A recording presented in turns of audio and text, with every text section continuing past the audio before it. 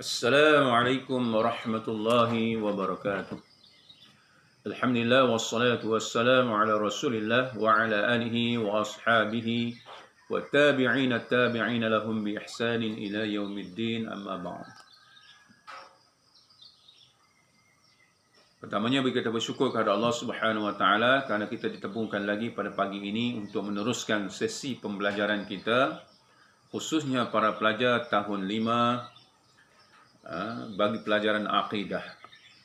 InsyaAllah kita akan sambung pembincangan kita, kefahaman kita tentang sifat iradah Allah Subhanahu wa taala yang kita sebutkan dahulu tentang pengertian iradah itu.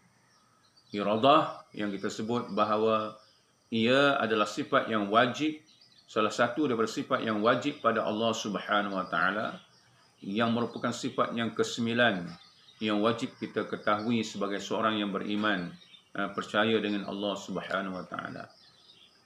Sebagaimana pengertian iradah, iaitu berkehendak. Allah Taala berkehendak ataupun Allah Taala menentukan segala-galanya.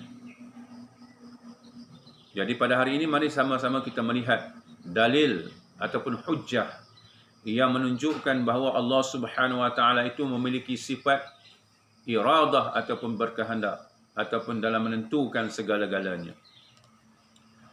Kita lihat dulu dalil naqli ataupun dalil Al-Quran. Dalil Al-Quran sebagaimana firman Allah Subhanahu wa taala, para pelajar boleh melihat merujuk buku teks Kafa pada muka surat 7. Pada muka surat 7, buku teks Kafa bagi pelajaran akidah tahun 5 ini. Baik, dalil naqli.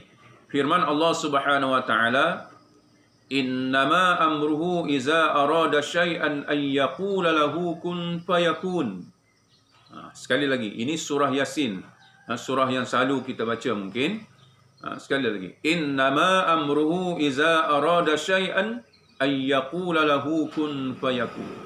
Maksudnya, sesungguhnya keadaan kekuasaannya, yakni kekuasaan Allah Subhanahu wa taala, apabila ia menghendaki adanya sesuatu benda, hanyalah ia berfirman kepada hanyalah ia berfirman kepada cepat sesuatu itu, hanyalah ia berfirman kepada hakikat sesuatu itu, jadilah engkau, maka terus benda itu menjadi. Sekali lagi, maksud daripada ayat yang kita bacakan tadi, innama amruhu iza arada syai'an an yaqula lahu kun fayakun, maksudnya sesungguhnya keadaan kekuasaan Allah apabila ia menghendaki adanya sesuatu benda tersebut, hanyalah ia berfirman kepada hakikat sesuatu itu, jadilah engkau, maka terus benda itu menjadi.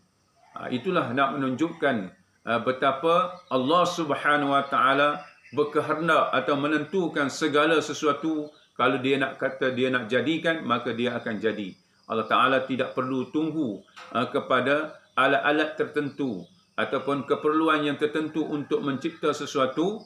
Tidak seperti kita makhluk. Kita kalau nak mencipta meja umpamanya, nak buat meja, memerlukan kepada alat perkakas, perlu kepada kayu, perlu kepada papan, perlu kepada paku, gergaji dan tukul umpamanya. Itu pada makhluk kita ni manusia. Tetapi Allah Subhanahu wa taala, apabila dia kehendaki sesuatu di atas iradahnya, Allah Ta'ala cukup dengan di atas kehendaknya, jadi terus jadi benda tersebut.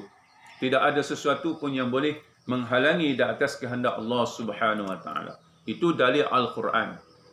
Banyak lagi dalil-dalil Al-Quran dalam Al-Quran. Itu salah satu daripada dalil yang menunjukkan Allah Subhanahu wa taala bersifat dengan sifat iradah, iaitu Allah Maha menentu segala-galanya. Baik, kita lihat dalil aqli. Dalam perkara iman ini kita ada dalil aqli. Dalil aqli ada dalil aqli yang bersifat wajib, mustahil dan harus. Ini dalil aqli yang wajib kita terima di sudut akal kita. Dalil aqli wajib, maknanya kita yakin bahawa mustahil benda itu tidak ada pada Allah Subhanahu wa taala. Itu kata wajib pada akal. Wajib pada akal, mana akal kita tidak menerima sama sekali bahawa benda tersebut tidak ada pada Allah Subhanahu wa taala. Sifat tersebut tidak ada pada Allah Subhanahu wa taala. Sebab itu dipanggil dalil aqli. Apa dari sudut dalil aqli yang menunjukkan bahawa Allah Subhanahu Wa Taala itu memiliki sifat iradah. Baik.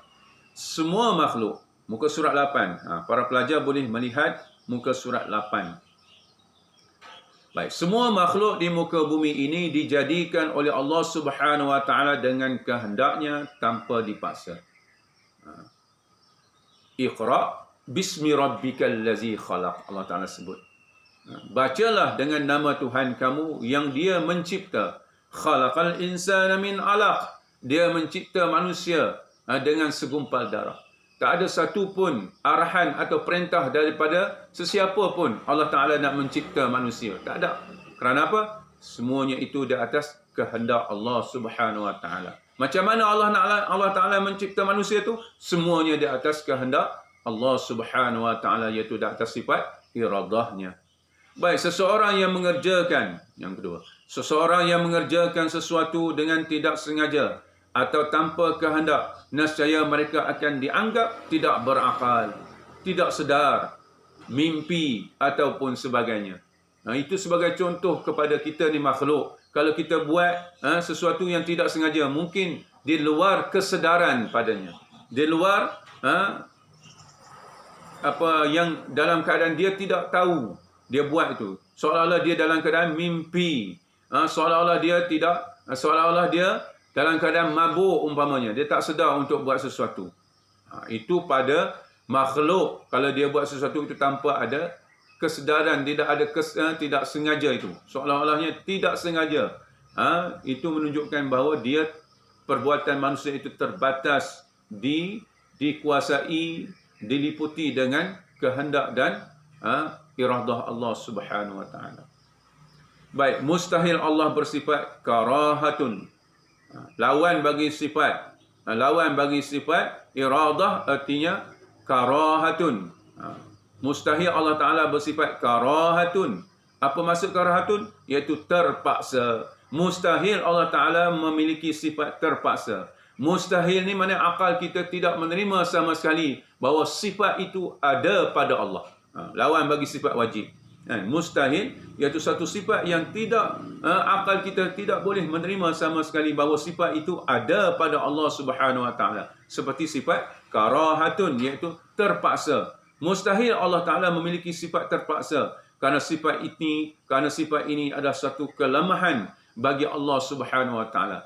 Pada kita lah manusia, kalau kita ni terpaksa, dipaksa, menunjukkan kita ni ada orang yang boleh menguasai kita, lebih hebat daripada kita, menunjukkan kita lemah. Begitu Allah Subhanahu Wa Ta'ala. Mustahil Allah Ta'ala ini dipaksa oleh sesuatu yang lain, oleh makhluk yang lain, menunjukkan bahawa Allah Ta'ala itu lemah. Mustahil pada Allah Subhanahu Wa Ta'ala lemah, kerana Allah Ta'ala bersifat iradah, iaitu Allah Ta'ala lah yang maha berkuasa menentukan segala-galanya.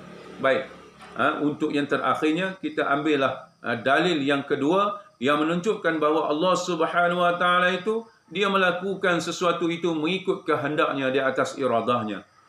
Lihat muka surat 8 lagi, firman Allah Subhanahu Wa Ta'ala dalam surah Al-Buruj ayat yang ke-16.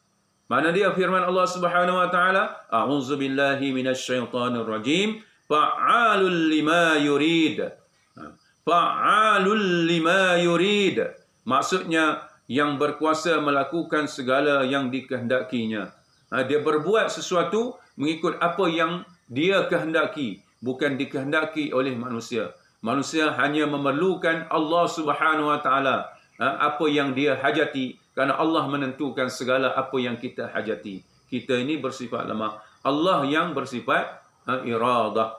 Jadi itulah kefahaman yang perlu ada dalam diri kita sebagai seorang yang beriman, bahawa Allah Subhanahu Wa Ta'ala memiliki sifat iradah, bahawa dia menentukan segala-galanya dengan dalil Al-Quran, dengan dalil akal kita wajib yakin dan percaya bahawa Allah Subhanahu Wa Ta'ala memiliki sifat iradah, dia menentukan segala-galanya. Mustahil Allah Subhanahu Wa Ta'ala bersifat karahatun ataupun terpaksa untuk melakukan sesuatu.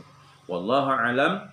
Cukuplah untuk sekadar pagi ini pelajaran akidah tahun 5 ini. Semoga pelajar-pelajar dapat memahaminya, dan insya-Allah para pelajar tuliskan nota. Tuliskan nota sebelum kita buat latihan, kita tuliskan nota dahulu, iaitu nota tentang dalil Al-Quran yang menunjukkan Allah Subhanahu Wa Taala bersifat iradah, dan dalil aqli Allah itu bersifat iradah. InsyaAllah semoga para pelajar bersungguh-sungguh untuk menjayakan pembelajaran kamu, insyaAllah. Sekadar itu untuk pagi ini. Wabillahi taufiq wal hidayah. Wassalamualaikum warahmatullahi wabarakatuh.